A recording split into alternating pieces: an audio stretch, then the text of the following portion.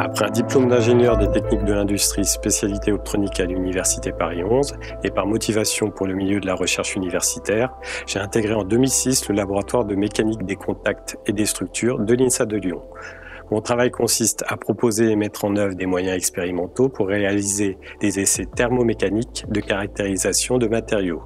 Des matériaux que l'on caractérise à différentes étapes de leur cycle de vie, comme la fabrication, l'utilisation en service et la détérioration. Pour cela, je gère avec des collègues chercheurs une plateforme d'essais mécaniques et développe l'instrumentation d'automatisation, mesure et pilotage de nouveaux bancs d'essais mécaniques conçus avec des doctorants du laboratoire. Le mieux, c'est que je vous montre.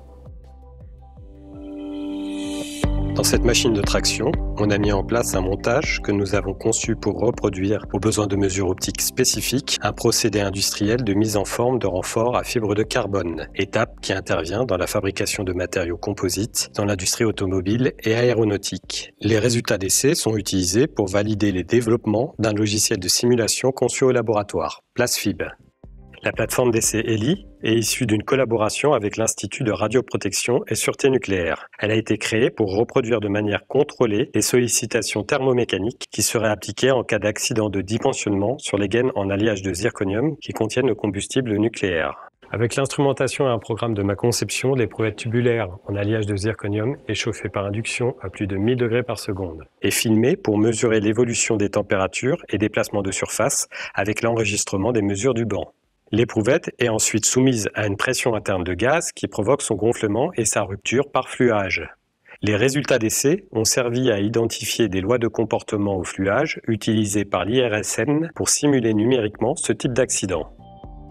Le banc pluvio-érosion est conçu dans le cadre d'une thèse en collaboration avec le laboratoire de mécanique des fluides et d'acoustique et l'entreprise Safran Electronics & Defense. Il répond au besoin de déterminer les critères et lois d'endommagement sous impact liquide d'un matériau céramique transparent utilisé dans des aéronefs. J'ai automatisé le fonctionnement du banc pour contrôler la longueur, le nombre, la vitesse à plus de 200 mètres par seconde des jets d'eau générés et créé une interface homme-machine sur ordinateur pour lancer les essais et récupérer les mesures. Avec un collègue électronicien, nous avons conçu un système optronique pour mesurer la vitesse des jets d'eau.